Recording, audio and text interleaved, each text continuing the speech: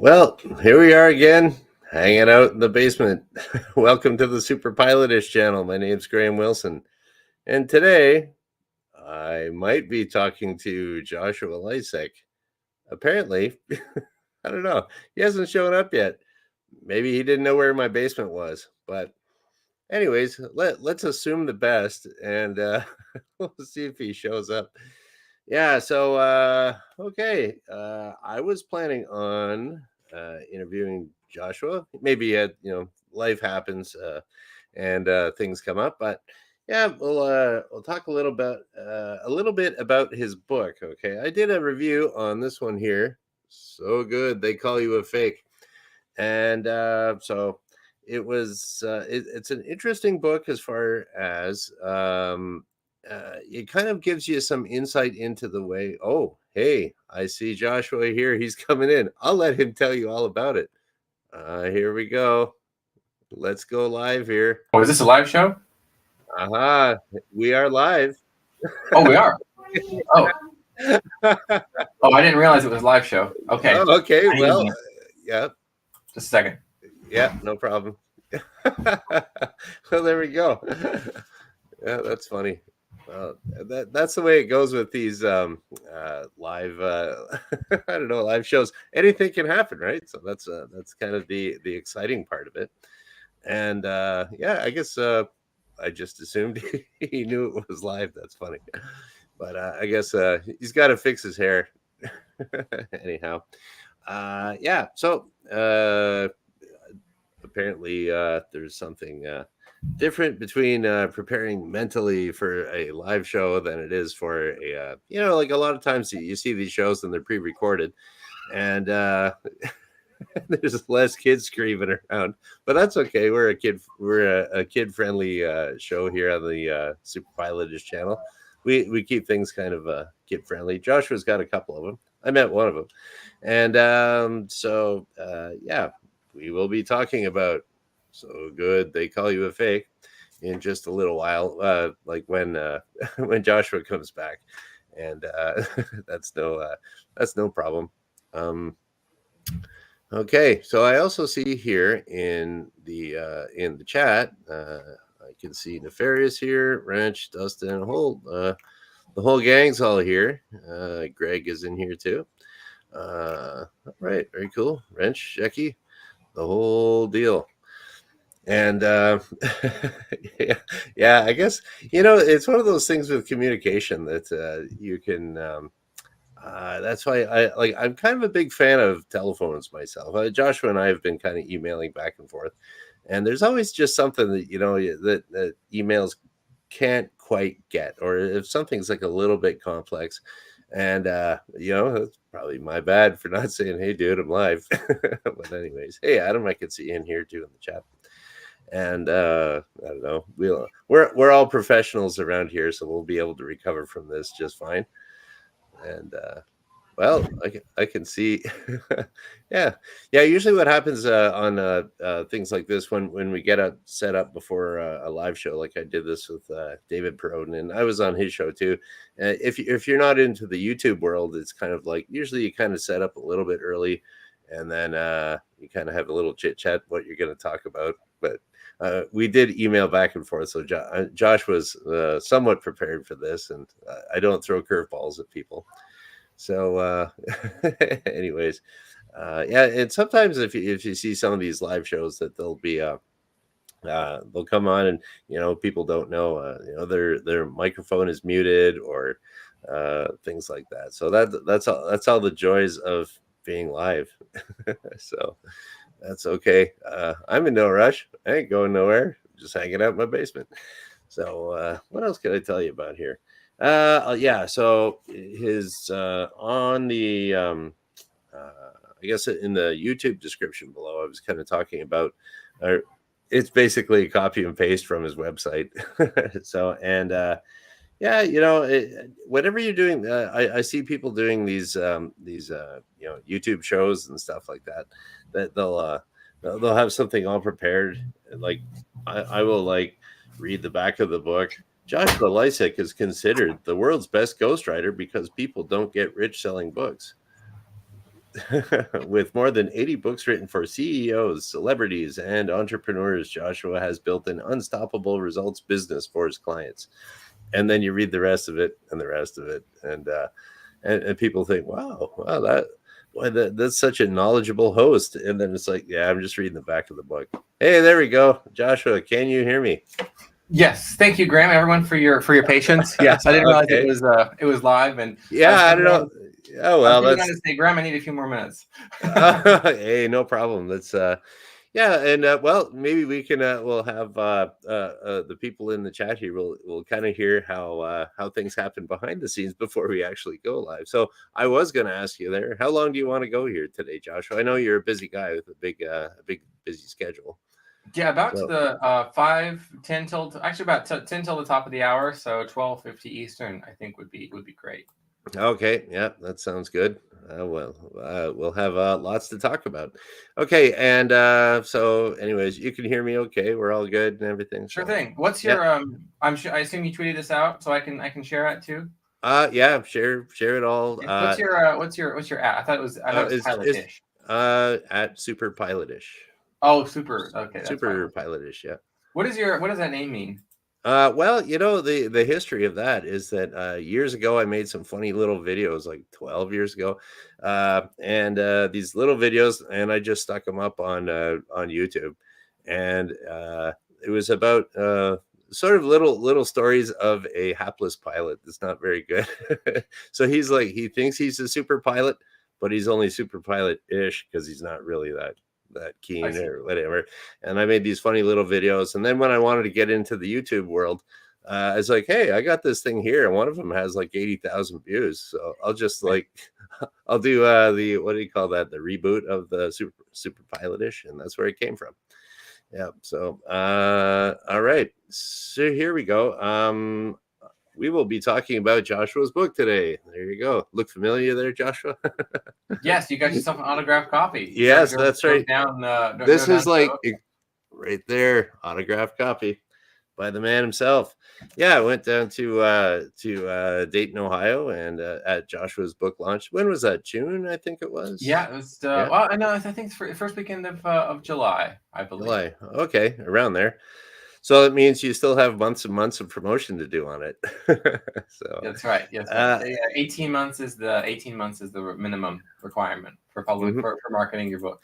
Yeah, and so that's kind of one of the neat things that was actually described in the book. You know what? Let's just start off. I did send you a few I don't know, questions that I was going to ask you. So we'll just kind of go through the list, and I came up with a few afterwards, and we'll just stretch it out and we'll go from there. So why is it so good they call you a fake? What is that? Where'd you get that title from? It is a riff on the Cal Newport book from 2012 called So Good They Can't Ignore You, which is based on the famous Steve Martin quote. And the premise is that if you're super, super passionate about what you do and you're really good at it, things will go well for you. That is not the case anymore. And the reason that's not the case anymore in any industry is because anyone can put up shop overnight and call themselves an expert. You can purchase your way into any credential that you'd like, be it Forbes 30 under 30, or be it the New York Times bestselling list. So if you have enough capital, you can purchase yourself a TED Talk, right? And if you have those three things, TED speaker, 30 under 30, New York Times bestselling author, people will listen to what you have to say because you had some money that you kind of credibility laundered your way into the popular consciousness or into the mind share of your target audience or space. We see this over and over and over again. What we see in that old premise, so good they can't ignore you, is if you are the best marketer, you can make people think you're the best at what you do. Unfortunately, the people who are the best at what they do tend to suck at marketing and sales and advertising and PR and all those things. The websites look like they were published in 2004.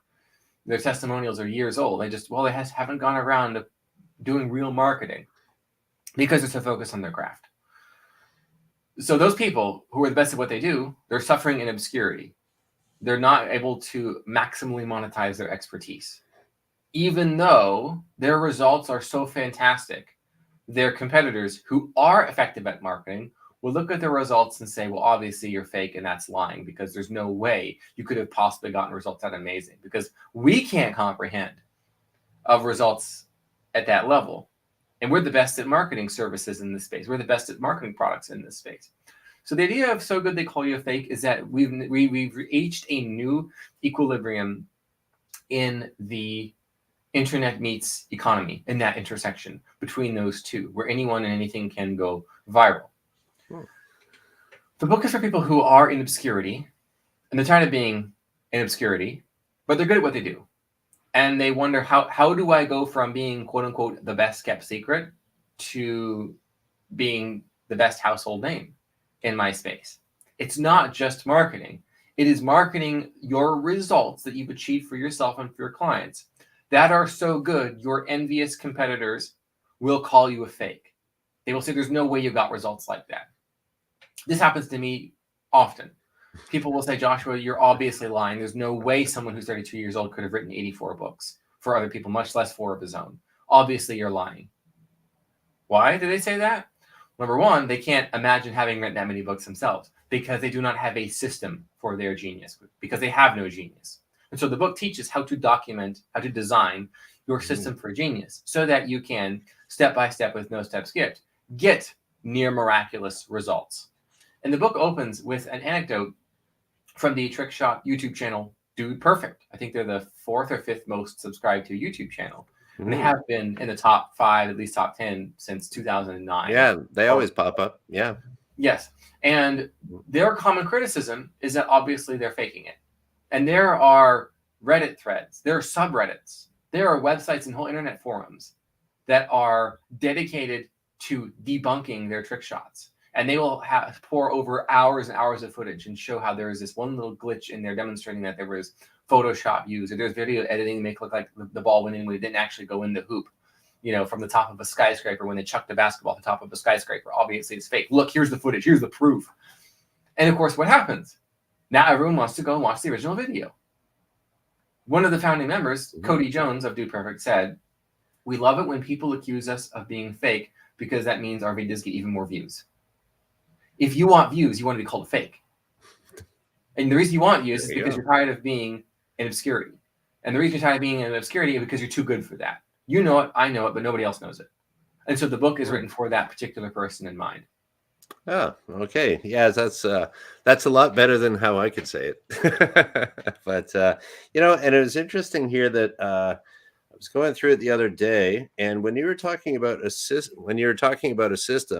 it just so happens I had my bookmark on chapter 7, the Genius System Design Table. So how to document your system for genius in 3 simple steps. So this is where you actually, in the book, say, this is how you do it. So, and it's kind of interesting to see how it's almost like when you're looking at this, it's like, here's Joshua looking in the mirror. How do I do this? Oh yeah, I do this. And you wrote the book on it. So it's like, and that would make sense. The cool thing about the book that I like too is that, like, I mean, I'm not a writer or anything like that, but everything in there does make very logical sense. And obviously you got the results to prove that. So that's pretty cool. And so here we go. We'll go to question number 2 here about being a ghostwriter. So if you are a ghostwriter, I was thinking about this the other day.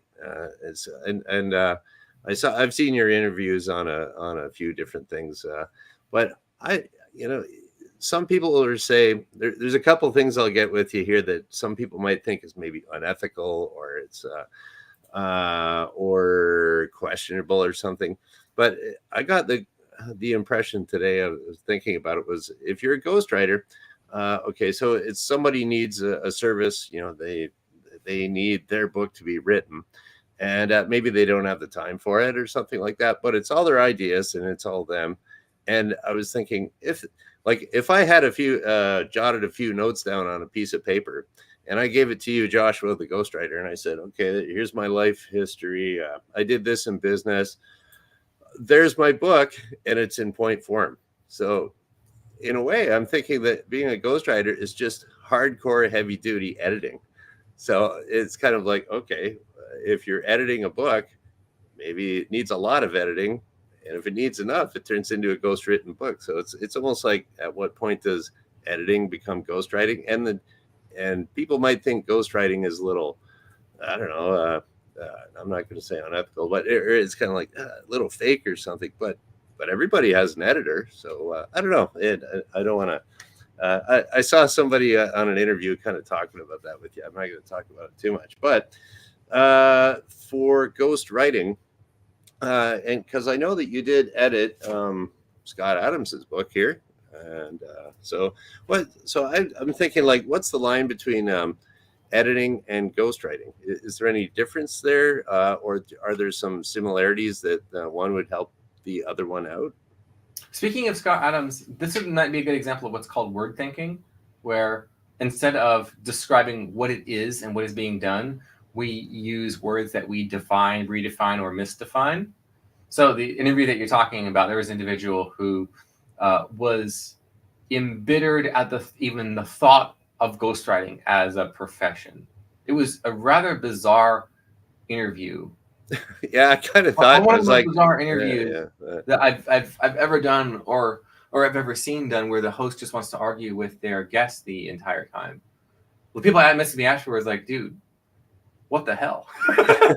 Yeah, I was thinking, like, now the job of a ghostwriter, from what I can tell, is to make your client look good. And so I figure my job as an interviewer is trying to make you look good. And it's like, I've seen a few interviews here and there where I kind of won't say who or where or when, but sometimes they don't do that, and it just seems clunky and awkward on the interviewer's part. I don't know. Yes. Yeah. Ghostwriting as hardcore editing plus transcription, or ghostwriting is something like interviewing, restructuring the transcript, and then hardcore editing. That's something like what ghostwriting is as a matter of fact. What's happening is the author does the first 10%, which is deciding what the correct, basically, okay, what are my stories, what are my ideas, what are my experiences, and then the last 10%, which is the approving of the organization, everything, and the ghostwriter does the middle 80%, which is the most time consuming and the most difficult. But the bookends, what are my stories, what are my experiences, what is the gist, what is my system for genius, or what could be my system for genius, well documented, and then that last bit of approving it to confirm that it's the best representation of their ideas in literary form. I have said before times that what I like about fiction is you can tell the truth in fiction that you can't say in nonfiction. When you tell the truth in nonfiction, it's boring. So you have to lie in nonfiction if it's going to be interesting. Joshua, how can you say that? Right? I can afford to say that.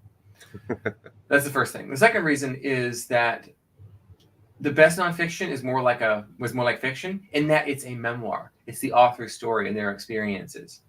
Otherwise, and I don't want to name the book because I'm meeting with him later. There's a book that was published by one of the large business publishers. I will stop there. Naming and shaming. The book is like what you might call a deepity.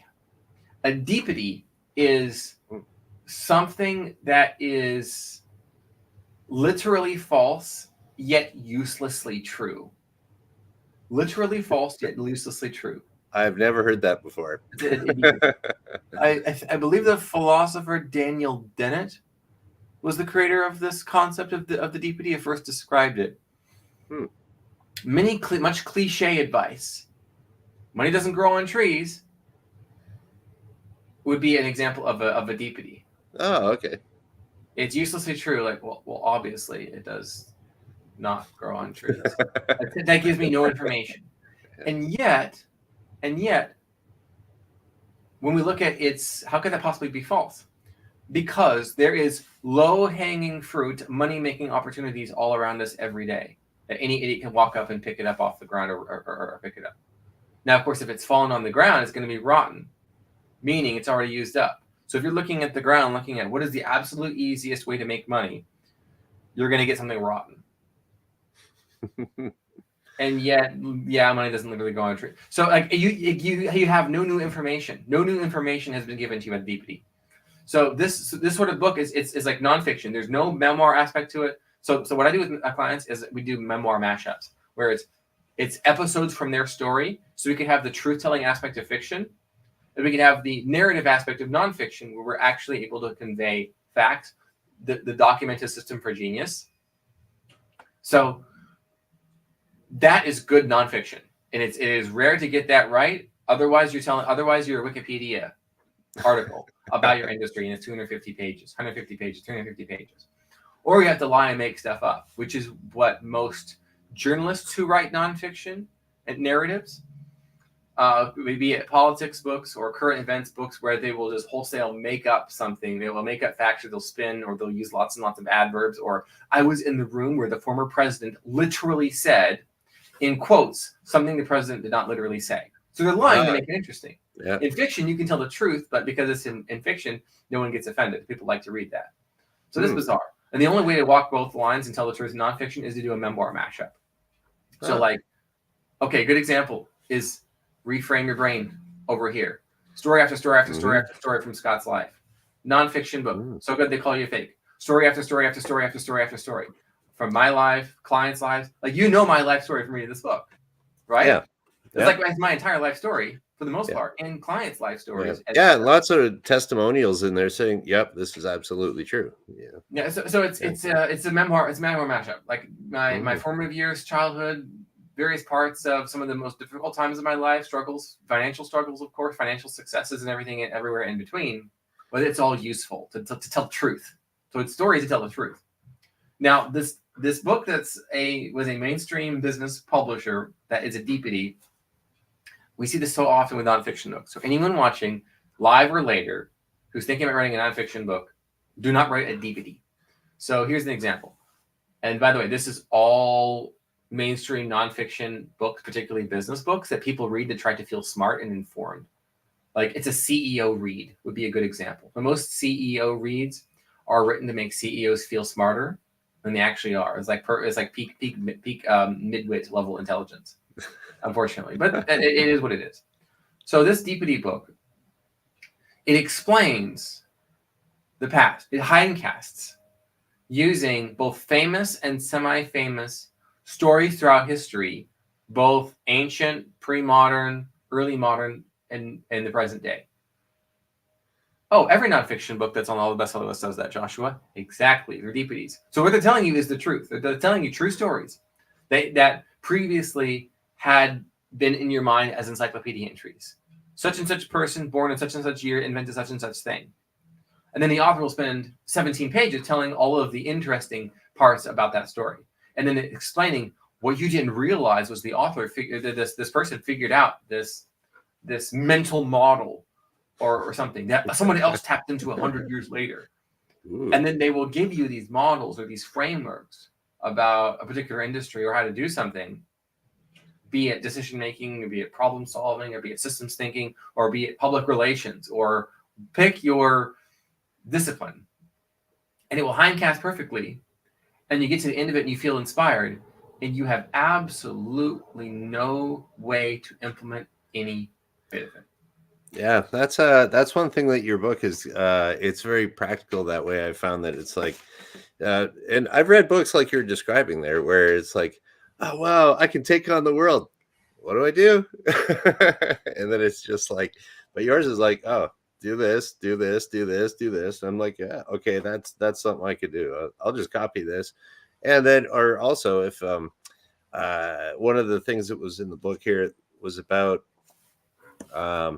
that this should be a way of you're getting the reader. Okay, you're getting all the good stuff in here, but if you need more information or a more hands-on approach from the author himself, you can do a little bit of self-promotion in here, saying like, don't forget, I could, you could maybe check out my course, or give me a call and I charge this much in consultation fees, or I can go and I remember the coolest line in here. I should have highlighted it, but there was a neat thing in here where you said, it's like, oh, and if you need a ghostwriter, I know a guy, or something like that. And I was like, that's a cool line. But yeah, so and I find that a lot of books do that where nowadays, so that it's like a marketing tool. In addition to the information you get, it's a marketing tool, and that one there is kind of, I would say, probably the best one I've read that's like that. I haven't read too many, but that's probably the best. And yeah, so I got a couple other little questions here that I jotted down. Oh, okay. Now there's another thing there too. One of the things that you have in common with Scott Adams there is that you are also a trained hypnotist, right?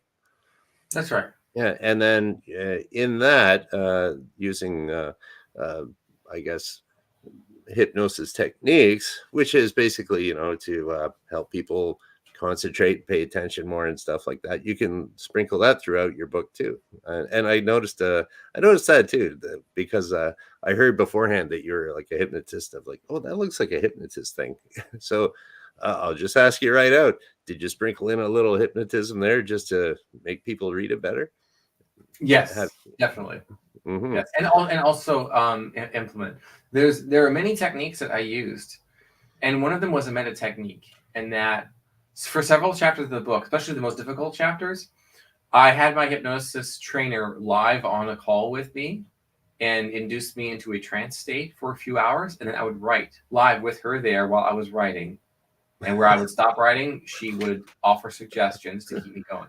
Wow, that's hardcore, man. Yeah. So not only are there hypnosis techniques, is that I wrote several of the chapters in a state of hypnosis. Really? Yeah, Well, they're most difficult to write chapters. Yes. yeah, and I was gonna say, well, I wonder what that's like. I've never been hypnotized. However, everybody does kind of get hypnotized every once in a while. If you go into and correct me if I'm wrong on this one, is that like you say you go into a movie theater and you really just get lost in the movie, and like next thing you know, it's just like, oh, what, an hour went by? Could that be considered a state of hypnosis? Yes, that's a trance-like state. So hypnosis, quote unquote, and this is another example of, I think sometimes where word thinking can happen. Where, well, I've never been hypnotized. Oh, I'm a word thinker. No. Or I'm not hypnotizable. Some might say, like, "How have you ever read a novel? Yeah. Did it feel like the characters came to life and you knew them in your head and you saw them and you could hear separate their voices and you could read someone and knew which character was talking? Well, yeah. Congratulations, you were hypnotized. I was? Yes. So when you are in a flow state, speaking in terms of productivity, that is also a hypnotic state. Okay. Right before you are falling asleep and you're kind of dozing off, but you're still conscious in what's called a hypnagogic state. That is a hypnotic or hypnosis-like trance state that you're entering, where you kind of fade, but you're still awake, and then seconds later, without you realizing it, you're asleep. That's called a hypnagogic state. That also is a real thing. Yeah. Yeah, that's kind of neat. And then I was thinking about something else there for hypnosis. Oh well, that was that. Oh yeah, that's right. When you're talking about when you're reading a novel and you really get into it, it's you can kind of see the characters and you hear their voice. You're reading it, but you know what their voice sounds like in your head, anyways. And so you're kind of filling in the blanks of what the author is giving you there, right? And then so exactly. that's your hypnosis. That's right. And what's interesting about why hypnosis works is people think, okay, so I am an antagonist towards what word? Besides bad verbs or adverbs which are used to manipulate people, what am I antagonistic towards? It's right at the beginning of the book and mentioned throughout. I know you don't like mindsets. That's right. 100% right. So if you're talking often about mindset as an expert or as a guru, that's a way of revealing you don't have any practical or actionable advice, and you will deflect criticism of your products and services and say, well, you just don't have a growth mindset. It didn't work. Well, it didn't work. No, you didn't work. It works if you work it well enough and have the right mindset. That's all over the place. Yeah. Yes. So that's how you know someone is not a serious player, or how you can also recognize that the vast majority of their success stories are people who are going to make it big anyway and are not revealing how they actually achieve their success. Because if they did so, they would not be able to give their preferred guru all of the credit. And then the preferred guru would not feature them on all of their websites that get hundreds of thousands of traffic every single month, which is one way that they grow their brands, is leeching off the guru's vast and growing audience. And so the person will lie about how they got their results and credit the famous guru for all of their successes. Yeah, It's just the way that it is. Another way that it is because I have these conversations with, let's say, generation 1.0 of the, let's say, Wi-Fi money. So people who got into this from 2007 to 2011, like that kind of that era, like even 07 to 2010, that would be like generation 1 of Wi-Fi money. This was one of their tactics, by the way. And of course, it's not talked about because everyone does it, and it's sort of a Fight Club scenario. Well, yeah, you know, yeah, I do notice that where you see like between YouTube and Twitter and stuff, and it's like, join my mailing list, blah blah blah blah blah, and all this stuff, and it's like everyone kind of does the same thing. I don't know exactly why or how they're doing it, but it looks like there's like a kind of a trend that everyone, this is the way they're doing this marketing stuff, but it seems like there's no there. But that's where I find with your stuff, there is some there. Yeah. So why did I bring up mindset and these furus, as you might call them, or fake gurus, in the context of hypnosis? They talk about mindset because that way they can get you to keep buying their products, and if you don't get results because their stuff sucks, you get to blame yourself. So what are they doing? They are allowing you to rationalize your failure as your fault, so you can keep buying their stuff and never blame them. So it's a bit of persuasion or framing, you might say. Yeah, that's some wild stuff. Now, how does that come into hypnosis? Why does hypnosis work when mindset coaching does not work? The reason mindset coaching doesn't work, we've already described it. But why does hypnosis work? How is it different? Remember how reading a novel and the characters come to life and it's like real and you like feel like you know these characters, and if you're a kid you want to like dress up as those characters or go to like Comic-Con or whatever con and dress up as, as your favorite character. Sure. He's a real person, and that's actually hypnotic trance-like state is when you're reading those novels or watching those stories. It's because there's identity. Mindset is what changes automatically. It's not the cause. It's the effect. If you want to go from not doing something, let's say not working out regularly, to working out regularly, you must adopt the mindset or the identity, must think and be like someone who works out. Not I want to work out more, is what someone says who doesn't work out. That is the identity of someone. Someone who says, I really wish I could work out more. I really should do that. That's what someone says when they don't work out. And then that's their identity. A non-workouter. Someone who is a workouter or a worker out, whatever. They don't talk like that. They just do it because it's who they are, who they have become. It's a habit, right? Mm-hmm. And now we can begin to make fun of atomic habits. Okay. As I like to do.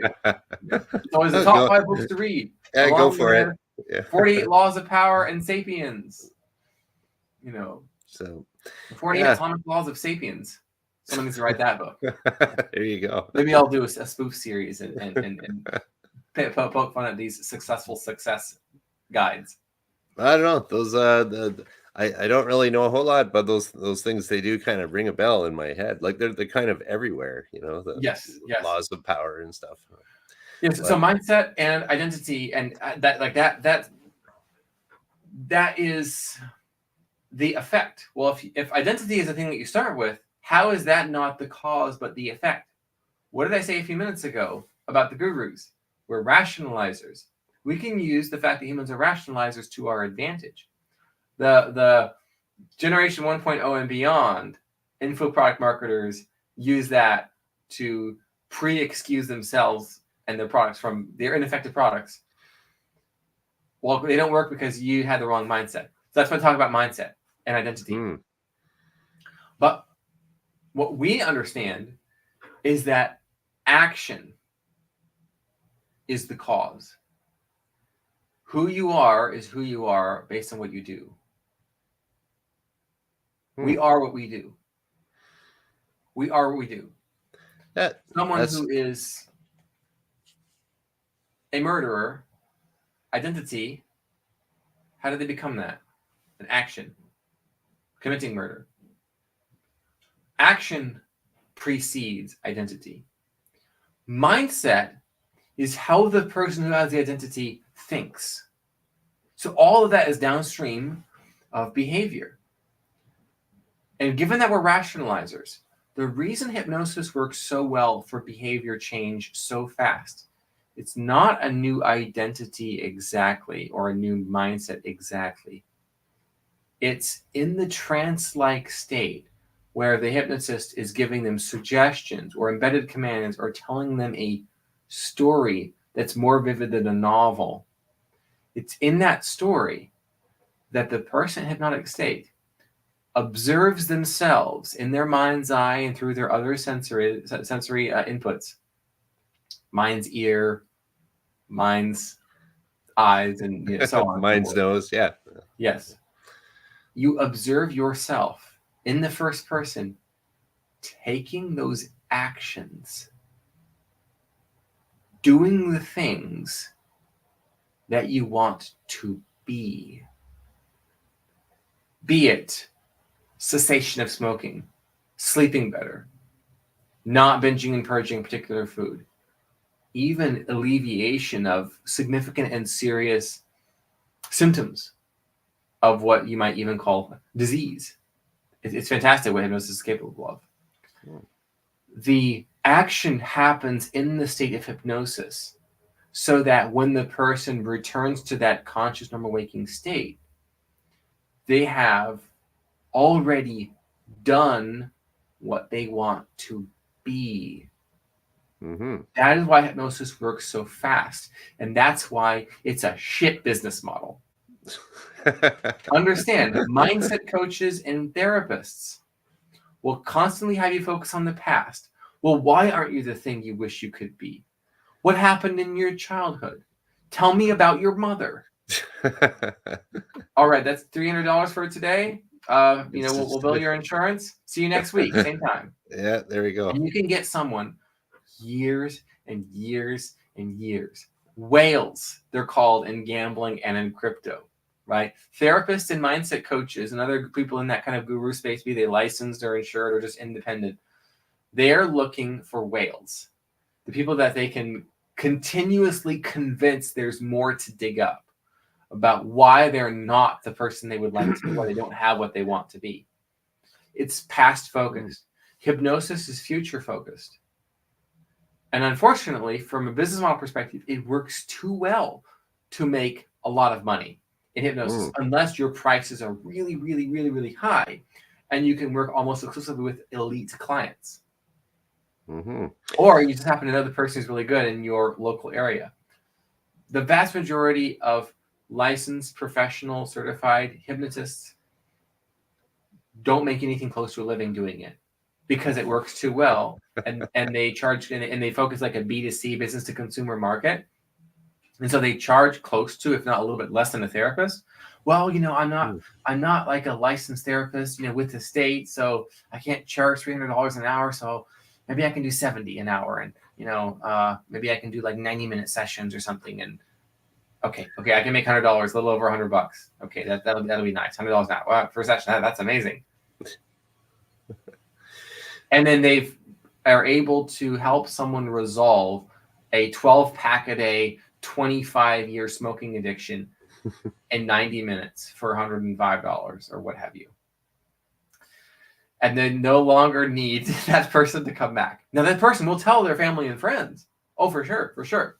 So they do get their clients through word of mouth, which links back to the problem we discussed at the very beginning of this conversation, which is that the best at what they do tend to be the worst marketers because they focus on being so good at what they do that if their competitors who are good at marketing knew how good they were, they would say, obviously, that's not possible and it's fake. The same way that other ghostwriters look at me and say, there's no way you can make $1 million a year ghostwriting. It's literally impossible. Josh was lying. It's Photoshop. Look. And then people look and then say, wow, that actually looks pretty legit to me. Maybe he really is $1 million ghostwriter. Wow. If he is, I need to follow him. And see, there we go. Haters become my best marketers. All of these topics, Graham, they all relate to one another in one way, like a web. almost. From the book to hypnosis to internet marketing gurus to pilot training and licensure, which is your expertise. There you go. Actually, I'm gonna pick your brain here a little bit, your hypnotist brain. Now, I was thinking, because this is roughly a sort of aviation themed kind of channel. I kind of go all over the place, but I like to kind of bring it a little bit back there. And I was wondering if there's some way of like the way that you were talking about how if you're going to make a change, that you imagine, or in your mind's eye, you're already this thing. Like, I'm already an Olympic athlete, okay, and then you do what it takes to get that. I was wondering how that could tie into maybe like in passenger safety briefings or something like that on an airliner, where like I'm just throwing it out there. Is that like, would it be, because the way that they say, okay, here are your emergency exits, there's no smoking in the lavatory, blah blah blah. But if some accident actually happened where they had to evacuate the plane, say, would there be some kind of hypnosis thing that you could maybe just, if people have their attention on the flight attendant, could it be like, you're going to be a person safely outside, standing far away from the airplane, or would there be any more I don't know, something more not suggestible, some sort of suggestion that you could give to people that would make them safer in evacuating an airplane, say?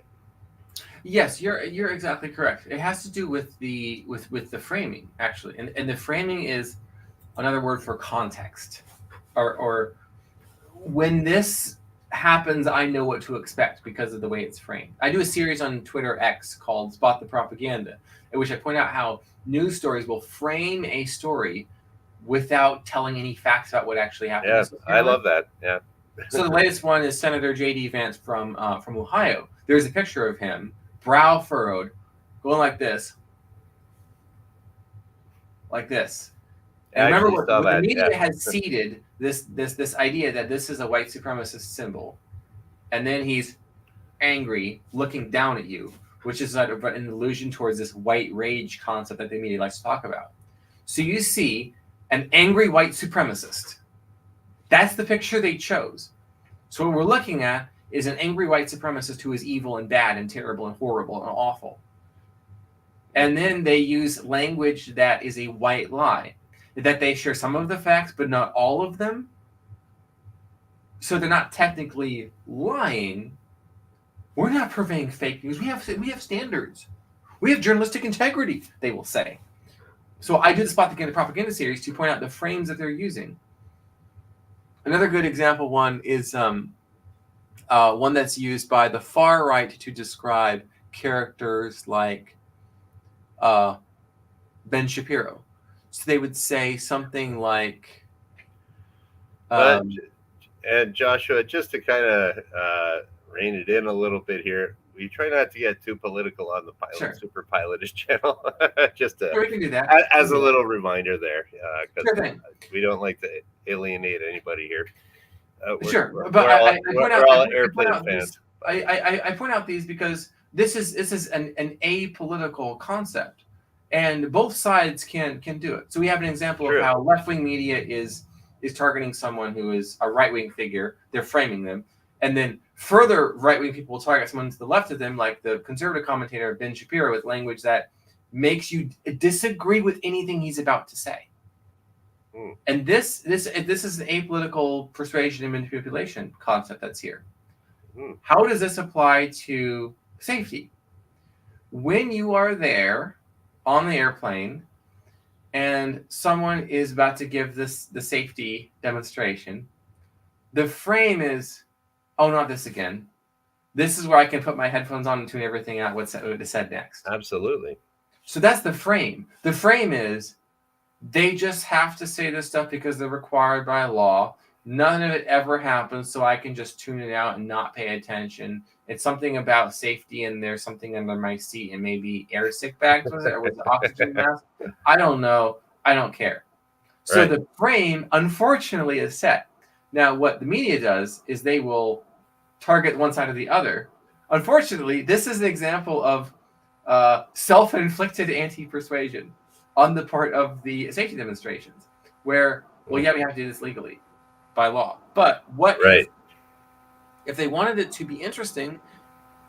Think in terms of what's in it for me versus so what. Right now, it's a so what frame. I'm used to putting my headphones on, not and tuning them out, reading my book or whatever, listening to music, or turning, if the event's coming up, opening up the event so they can blast down on me. The what's in it for me concept could be useful.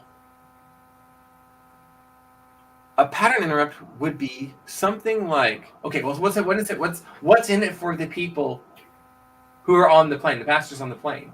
You tell me, Graham, what's in it for me, for a passenger on the plane, in the event that they actually need to remember these safety protocols? Yeah, so something would be like, being calm and not panicking. And following the instructions of any of the crew that are there, primarily.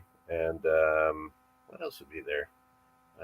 What does that result in? Does that result in your survival? Yeah, and so that will, and then the end result is you're safely away from the aircraft, and you're gonna make it home to your kids, or something like that. In case what happens, like there's a water crash, there's a forest crash. What was in what situations is survival likely? It's likely. Okay, so if you're crashing in the middle of the ocean, things aren't going to be too great for you.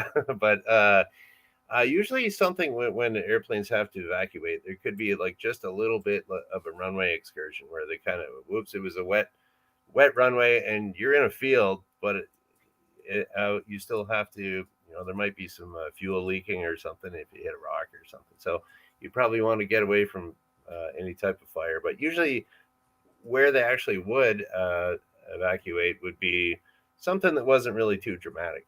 It would be just like, oh, you slipped off the runway or something like that. I don't know. Does that answer your question? Yes. So think about a pattern interrupt. So we're used to the pattern being the person stands there, something with a clipboard, and like, okay, I'm used to turning them out because it's not important. There's so what, right?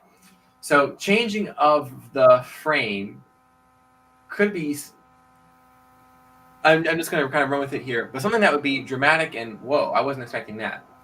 But you don't want to be something like, so here's a dramatic one. It would not be appropriate, but this is in the right direction. Yeah. Something like, okay. Attention passengers, in the event of a water landing, 97% of all of you will be dead upon impact. Well, now you got their attention.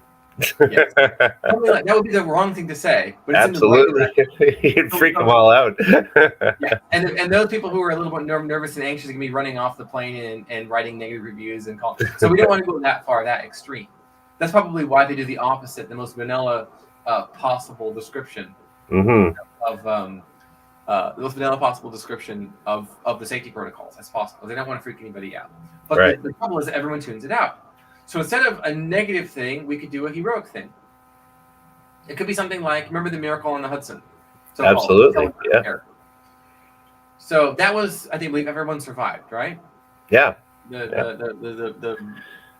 was a good job. Unscheduled landing. Yeah, it was a great job. In New York City, February 2009. So it was something like on February 14th, 2009, blah blah blah. Took a rapid unscheduled landing on Hudson River. Yeah. Is he talking about Charlie Miracle on the Hudson? I remember that. So like you're perking up a little bit. Like, what? Yeah. Now you got their attention. A little bit perking up, and then you can say something like, all of the passengers follow all the safety protocols that you hear us say during these times, such as 1, 2, and 3. All passengers, and what you do is you use a little bit of hypnosis, and you use the embedded commands. Embedded commands are where you tell people what to do inside of the story, which is what hypnotists do. So you would give the instructions for what to do in the event of the safety issue. All right, but that's in the story. The seats or whatever, and then the oxygen overhead. And you would say, all of the passengers sitting there, people just like you, they were businessmen, and women, there were children, and then describe, wait, she's talking about our plane.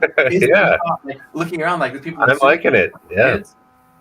Remember, it's just like me. You've answered the what's in it for me, not the so what. It's just like this plane right here, right now. And just like on this plane, there were oxygen that was dispensed from overhead. Several people knew growing oxygen, and they put the mask around themselves so you get the instructions of the story, right? Yep. And then everyone had access to the inflatable raft underneath their seats, just underneath your seats in front of you right now. Oh, okay. And blah blah blah blah blah. Everyone survived, and they could even say a couple of anecdotes, something like, and there was one particular entrepreneur who even made it to his important 8 o'clock call that very night and closed the biggest deal of the company's history that night. And then there was a man who was able to arrive, or a woman who was pregnant, and she was able to arrive and safely deliver her baby the very next morning, something like that, because everyone followed these same safety protocols. Wow. That would be the correct way to get everyone's attention, have them perked up, and remember every single thing. It's using the same persuasion tools that journalists use from either side to manipulate the public, but we're using that for good, and that's to potentially save lives. And marketers can use that to sell more products. Yeah, should they desire to. Okay, Joshua. Well, it's coming up on about 10 minutes to 1 o'clock our time. Sure. And so is there anything you'd like to tell people to how to look you up? We'll kind of wrap it up here a little bit. And then if you can stick around after I say goodbye to everybody, we can have a little chat if that's okay. Sure. But yeah, so what are you up to these days? How can people follow you or get a hold of you or ask you more about your services? Yeah, my best shenanigans are going to be on YouTube, just where this interview is, at Joshua Lisec. You'll find me there, Lisec. Same as on the Twitter app, now called the X platform, Joshua Lisec over there. And then my book, of course, So Good They Call You a Fake, is available on Amazon and elsewhere online where all fine books are sold. And then, of course, my website, lisecghostwriting.com. Oh, that's awesome. Okay, well, looks like our time was up here. So like I said, Joshua, I'm going to wrap this up really quick with everybody's. Usually on my show, I do some little questions from people, but we don't really have the time here today. So I'd like to thank everyone in the chat for showing up. Thank Joshua for showing up there. And I'm gonna say goodbye to Joshua here. Say goodbye to everybody. Then I'll come back to you. Okay, Joshua? Right. Sure thing. Thanks, Graham. Thanks a lot, Joshua. Okay, so everyone, today is Friday, so I'll be back here on Monday because I do this Monday, Wednesday, Friday at noon Eastern. I think today I'm going to be having some tacos to celebrate my great interview with Joshua Lisec here today. So we'll just kind of shut her down. And so thanks, everybody, for showing up in the chat. Thank you for watching. Bye.